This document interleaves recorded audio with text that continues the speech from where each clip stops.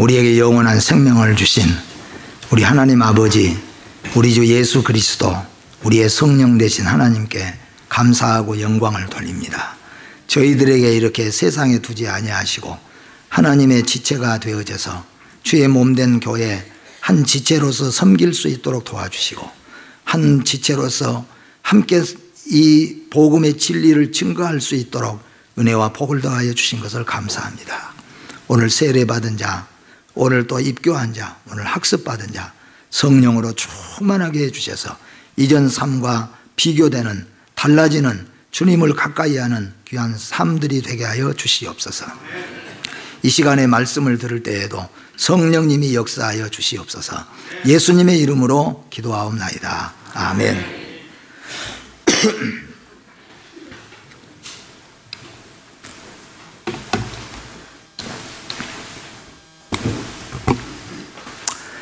위대한 사람 옆에는 항상 훌륭한 동력자가 있다는 것을 우리는 너무나 잘 알고 있습니다.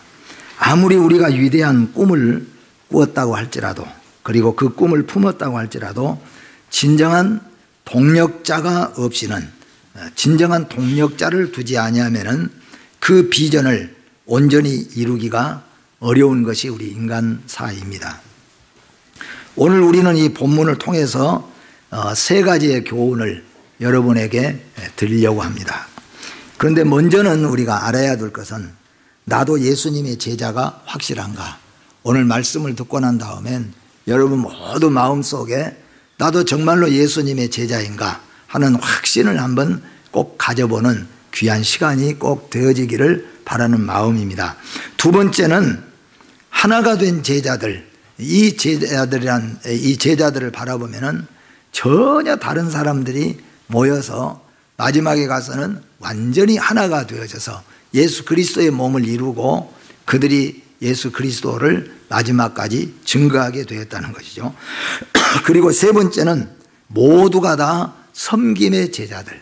어쩌면 모든 제자들이 다 같이 서로 섬기면서 그렇게 해서 주의 몸된 교회를 이루어 갔다 하는 것을 바라보면서 우리 교회에도 각 기관마다 우리 모두가 다 교만, 자만, 방자한 것들을 다 없애버리고 정말로 12제자들처럼 하나가 되어서 섬겨나가기를 바라는 마음입니다. 네 번째는 증인된 제자들입니다.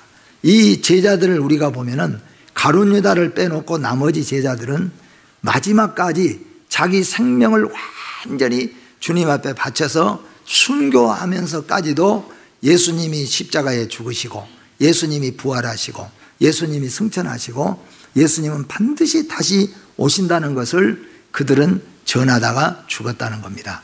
그래서 오늘 여러분과 저도 예수님의 제자라고 내가 믿는다면은 우리도 적어도 섬기는 자가 되고, 그리고 하나가 정말로 되어져서 마지막까지 예수 그리스도의 증인된 삶을 꼭 살아야 되겠다 하는 이 마음이 오늘 여러분과 저에게 다시 불릴 듯이 일어나고 또 그렇게 삶을 살아가기를 주의 이름으로 축복합니다.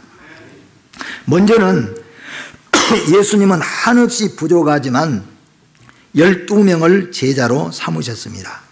예수님은 동력자가 없으면 안 되고 도우미가 없으면 안 되시기 때문에 제자들을 12명을 두셨을까?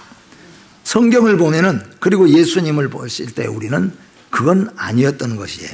그런데 예수님은 왜 12제자를 필요로 했고 12명의 제자를 세웠을까? 더 많은, 약해서 도움을 받는다면은 더 많은 사람도 세울 수 있고, 그리고 데리고 다니면서 쓸 수 있다면은 그저 오른팔 왼팔로 쓸 수 있는 사람을 데리고 다닐 수도 있는데 왜 12명의 제자를 예수님이 세우셨을까 하는 것입니다. 그 이유는 우리가 구약의 배경을 생각을 해봐야 됩니다. 구약에서 하나님께서 이스라엘의 12아들을 통하여서 12지파를 세우셨습니다. 그래서 이 12지파는 모든 이스라엘 남녀노소 할 것 없이 이스라엘 백성들의 대표가 되는 자들입니다. 다시 말씀을 바꿔서 말해보면은 이스라엘 백성들의 남녀노소 누구나 할 것 없이 어떤 사람이든지 간에 이스라엘의 12지파 속에 다 들어가 있게 되어졌다는 거예요. 그리고 모세와 모든 이 구약의 배경을 보면은 각 지파의 대표자들을 불러서 지시하고 그리고 그들에게 하달하여서 하나님의 일을 이루어가는 것을 볼 때 그 지파의 대표자는 그 지파 모두를 대표한다는 겁니다. 그러므로 오늘 여러분과 저는 예수님이 12제자를 세우셨는데 왜 12명을 세우셨을까? 구약의 의미로 보면은 12지파 모든 이스라엘의 남녀노소가 12지파 안에 다 속해 있는 것처럼 신약에서 12제자를 예수님이 세우신 것은 예수님이 세우신 12제자들이 가지고 있던 그 신앙 고백, 예수님의 12제자들이 예수님으로부터 받은 사명, 그 모든 것을 제자들이 우리를 대표해서 섬겼습니다. 그렇기 때문에 예수 그리스도를 구주로 믿는 모든 하나님의 백성들은 세대를 불문하고 모두가 다 12제자와 동일한 예수님의 제자가 된다고 하는 것을 믿으시라 하는 말씀입니다. 예수님이 12제자를 세우시고 예수님의 사역을 이루신 것처럼 예수님은 여러분과 저를 똑같이 또한 제자로 삼으시고 예수께서 우리에게 귀하고 복된 사명과 그 사명을 완수하는 은혜와 능력과 또 은총을 다 베풀어 주신다는 것을 오늘 우리가 깨달아야 되겠다 하는 말씀입니다. 그러면 12제자들을 세우신 목적이 무엇인가? 성경에 보면은 주님은 우리를 부르시고 세우시는 목적이 12제자를 부르시고 세우신 것과 동일하다는 것입니다. 성령님이 임하신 목적과도 동일하다는 겁니다. 그러니까 예수님이 12제자를 세우시고 그리고 그 후에 12 또한 사도를 세우시고 그들에게 예수님께서 명령하신 것과 똑같이 예수님은 여러분과 저를, 나를 예수님이 부르시고 찾으시고 세우셔서 우리에게 귀한 또한 역사를 맡겨주셨다, 그런 말씀입니다. 그렇기 때문에 여러분과 저는 먼저 예수님이 12제자를 세우시고 12제자를 부르셔서 세우시고 그들에게 이 사명을 맡겨주셨는데 이 놀라운 역사가 2000년이라는 귀한 세월이 흐르면서 땅에 떨어지고 없어지고 사그라진 것이 아니고 주님이 다시 오실 때까지 더욱더 힘차게 빛나 나가게 되어지는 거예요. 그래서 오늘 여러분과 제가 이 말씀을 기억하면서 나는 하나님이 정말로 부르셨는가? 나는 정말로 예수님이 세우셨는가? 나는 정말로 예수 그리스도의 보혈의 피로 거듭났고 나는 정말로 예수님이 나에게 제자들에게 맡겨주신 것처럼 사명을 맡겨주셨는가? 살펴보라는 겁니다.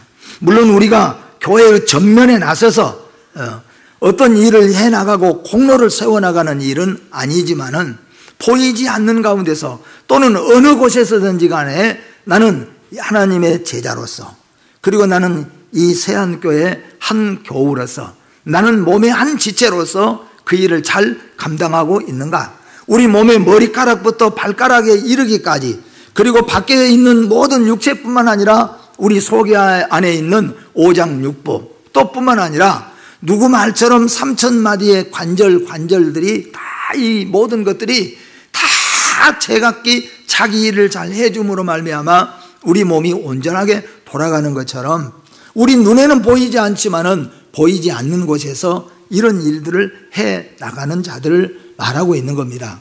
그래서 여러분과 제가 오늘 이 말씀을 기억해 보면서 제자들은 한없이 부족했지만은 12명의 제자들에게 주님이 맡기셨는데 한 사람씩 그 면모를 살펴보면은 우리가 일상에서 만날 수 있는 보통 사람들이 12제자입니다.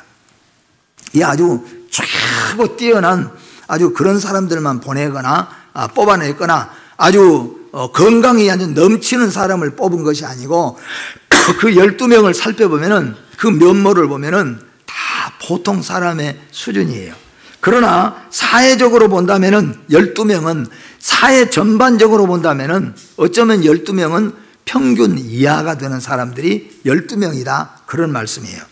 그런데 이 한두 사람을 제외하고는 거의 불화가여서 무식하였다, 무식자들이라 그렇게 말했습니다. 그런데 예수님께서 이런 엄청난 사역과 사명을 예수님 오실 때까지, 지금까지 해서 예수님 이후로 2000년의 세월이 흘렀는데, 이 2000년의 세월 기간 동안에 이 엄청난 사역을 전 세계에 시대를 막론하고 전하기 위해서는 그래도 아주 최고의, 그래도 적어도 모세 정도는, 사도 바울 정도는 되는 사람들을 12명 탈탈 골라서 털어가지고 그 사람들을 아주 그냥 훈련을 시켜서 내보내서 그래서 좀 했으면 좋겠는데, 우리가 예수님이 12명 데리고 다니신 것을 보거나 12명의 이력서를 다 살펴보면 베드로 불학자예요, 안드레 불학자예요, 또 뭐예요?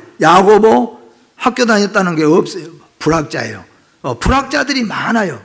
대개 거의가 불학하여 무식하였다. 그 시대의 사람들이, 알고 있는 사람들이 저 사람은 불학한 사람이에요. 그럼 무식학자들이에요. 그런데 예수님이 그 12명을 골랐다는 거예요. 여기서 우리가 구약의 12지파를 생각해 보세요. 모세가 구약의 12지파에서 가장 뛰어난 사람, 아주 배짱도 좋고 건강하고 그리고 머리도 좋고, 그래서 12명을 대표해 가지고 저 가나안 정탐꾼으로 12명을 보내려고 한다. 그러니까 한 지파에서 그런 사람을 뽑아내라. 그래가지고 한 지파에서 보통 3만 명에서 7만 명 속에서 한 명씩을 뽑아냈어요. 그러니까 평균적으로 보면 5만 대 1 정도, 5만 대 1 정도에서 하나씩 뽑아가지고 12명을 뽑았어요. 아주 최고급들입니다. 그 12명을 40일 동안 가나안 땅에 정탐꾼으로 보냈어요. 그리고 다시 돌아와서 그들의 보고를 보니까 이렇게 뛰어나고 용감하고 용맹해서 40일 정탐을 하고 돌아왔던 사람들 중에서 10명의 정탐꾼들의 대답을 보니까 우리는 메뚜기 같은 것들이고 우리는 아무것도 할 수 없어요. 쳐들어갔다가는 우리는 저들의 팝이 되고 말 겁니다. 다른 방도를 우리가 구해야 될 것입니다. 하나님의 시각에서 결국 보지를 못했어요. 그런데 오늘 예수님께서 12명을 세우셨어요. 예수님이 이스라엘 통틀어서 12명을 좀 뽑아달라, 12명을 데리고 다니는 게 아닙니다. 어쩌면 불화가여 무식할 뿐만 아니라 고집도 너무 황소고집 같은 사람들, 이런 12명, 그게 또 20대 후반에서 30대 초반에 이 혈기가 왕성한 이런 사람들 12명을 뽑았어요. 그래서 그 사람들을 데리고 예수님께서 3년 동안을 다니시면서 훈련했습니다. 각계전투하거나 다른 어떤 훈련을 시킨 것이 아니에요. 예수님이 그냥 같이 생활하시는 거예요. 이런 모습을 볼 때 모세가 뽑아놓은 12명의 정탐꾼은 최고의 정탐꾼이에요. 예수님이 뽑아놓은 12명은 불화가여 무식한 자들이 절반 이상이 되어서 사회적인 평균, 사회적으로 볼 때는 평균 이하가 된 것이 12명이에요. 그런데 그 역사를 이루는 것을 보세요. 이스라엘은 가나안 땅에 결국에는 후퇴하여서 40년의 세월이 흐른 다음에 그들은 가나안 땅에 입성했어요. 그러나 예수님의 제자들, 처음에는 뿔뿔이 흩어진 것도 같았어요. 그러나 예수님이 부활하시고 성령의 체험을 하고 난 12명의 제자들은 완전히 하나가 완전히 되어 있어서 주의 말씀에 순종하고 주의 말씀을 신뢰하고 마지막까지 이 일을 해냈다는 겁니다. 진정한 겸손은 하나님 말씀 앞에 절대 신뢰하며 순종하는 것입니다. 순종은 역사를 만들어내는 영적인 최고의 힘이 바로 이 순종이라는 겁니다. 12명의 정탐꾼들은 최고로 뛰어난 용기 있고 건강하고 뛰어난 사람들을 뽑아놨습니다. 그들은 이루지를 못했습니다. 그러나 불화하여 무식하였던 자들, 하나가 되지 못하고 늘 싸웠던 자들, 이 제자들이지만은 성령으로 하나 되니까, 성령으로 뭉쳐지게 되니까, 다시 말하면 주의 말씀에 신뢰하고 주의 말씀에 순종하니까 그 순종이 결국에는 한 역사를 만들어냈다는 것을 믿으시기를 바랍니다. 이렇게 말씀을 드리는 것은 우리가 교회를 섬기면서 우리 자신을 한 사람 한 사람 보면은 물론 사회적으로 뛰어나고 좋은 인품, 좋은 성품도 많이 있습니다. 그러나 전반적으로 우리가 볼 때 세상에서 내어놓을 만한 그렇게 이름만 들어도 온 세계가 알만한 사람은 아니잖아요, 우리가. 그런데 예수님께서는 우리에게 이 일을 이루라고 주셨다는 겁니다. 오늘 여러분과 제가 이 말씀을 기억하면서 이 일을 이루어 가기를 주의 이름으로 축복합니다. 오늘 12명의 제자들은 전혀 맞지 않은 것 같지만 끝까지 하나 되어서 제자의 길을 같이 갔습니다. 저는 한 주간 동안에 이 말씀을 생각하면서 예수님이 12명의 제자들을 데리고 다닐 때 그 태생이 다릅니다. 직업이 다 다릅니다. 학력도 다 다릅니다. 성격도 다 다양했습니다. 그런데 예수님이 12명에 데리고 다니면서 얼마나 힘들었을까?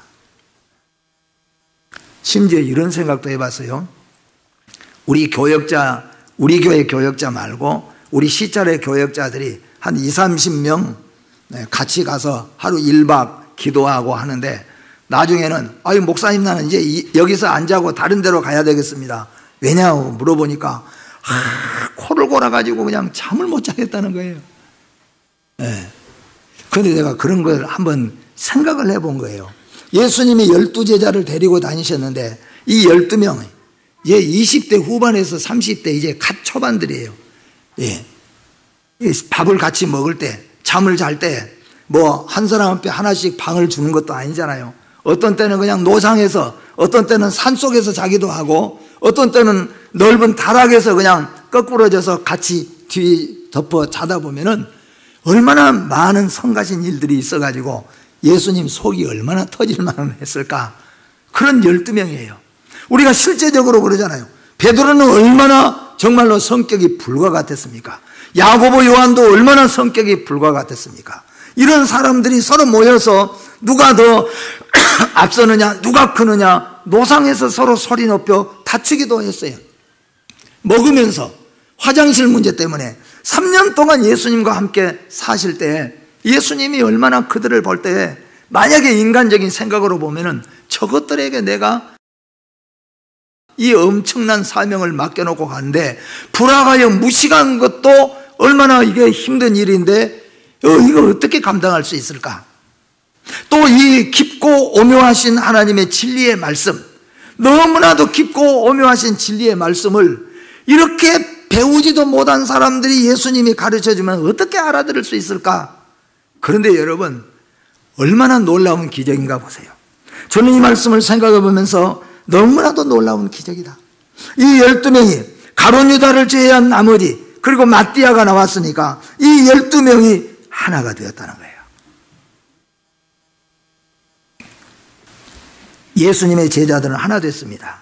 유대인과 이방인이 오직 예수의 피로 하나 됐습니다. 사도 바울과 제자들이 하나가 됐습니다. 바울과 바나바가 하나 되었습니다. 바울과 마가가 마지막에 가서는 하나가 되었습니다. 마띠아와 11제자가 하나가 되었습니다. 이 제자들은 예수님에게서 배울 때는 다투고 시기하고 했던, 어지럽게 했던 이 제자들, 12명의 이 제자들을 이끌고 다닐 때 얼마나 속이 뒤집어질 만큼만 일들이 일어났겠어요.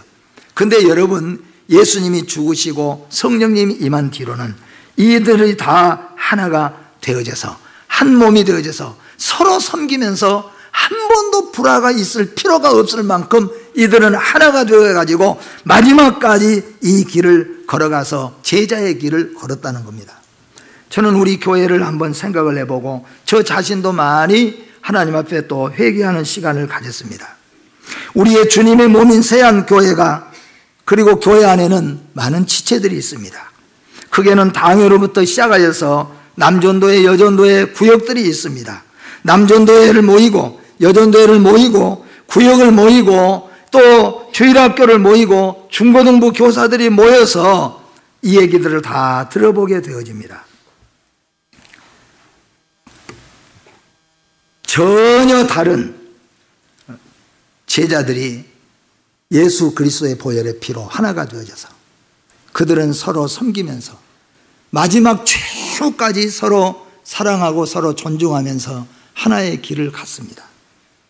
주님의 공동체를 섬기는 여러분과 저는 우리 공동체에서, 우리 남전도에서, 우리 여전도에서 우리는 어떤 모습으로 섬기고 있습니까? 막 가는 말, 막 가는 행동, 패거리 행동, 이런 것들은 주님의 나라를 어지럽히는 일이에요. 우리가 다시 한번 이 제자들을 생각해 볼 때, 예수님을 바로 알지 못했을 때 예수님을 따라다니는 제자들이지만 그들은 노상에서도 싸웠습니다. 예수님이 얘들아 이따 숙소에 가서 이야기하자. 그래도 예수님 뒤에 따라가면서 구삭구삭 자기들끼리 또 싸우고 또 다퉜어요. 그리고 또 언제는 누가 높은 자리 낮은 자리에 이미 예수님이 왕이 될 날이 가까운 것 같으니까 어머니까지 동원해서 누가 해야 되냐, 누가 이 자리에 해야 되냐 다퉜습니다.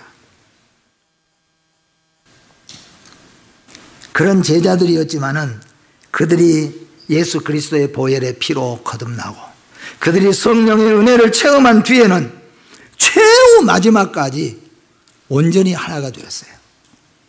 그리고 그들은 섬기는 자리에 들어갔다는 겁니다. 온 성도 하나 되어서 영광길 걸으면 한없는 은혜 받아서 영원히 누리리. 이것이 바로 주님이 우리에게 주신 사명입니다. 모든 제자들의 사명의 길을 마지막까지 완주했습니다. 베드로는 박해를 피해서 로마를 빠져나가려다 주님의 음성을 듣고 다시 돌아가 십자가에 거꾸로 매달려서 순교했다고 말합니다. 야고보는 참수형을 당하면서까지도 예수 그리스도를 외쳤습니다. 안드레는 그리스 마드레아에서 X자형 십자가에 달려서 예수 그리스도 나의 구주라는 말을 외치면서 죽었습니다. 사도 요한은 끓는 가마 속에 빠뜨려졌지만 죽지 않고 반모 섬으로 유배되어서 그곳에서 요한계시록을 기록하게 되었습니다. 빌립은 소아시아에서 교수형을 당했다가도 돌에 맞아 죽었다가도 합니다. 바돌로메는 알마니아에서 피부가 손톱부터 시작해서 피부의 껍질을 벗기면서 그런 고통을 당하면서도 예수 그리스도를 부인하지 않고 예수님을 증인하는 증인으로 갔습니다. 마태는 에티오피아에서 칼로 죽임을 당했다고 했습니다. 도마는 인도에서 창에 찔려 죽임을 당했다고 말합니다.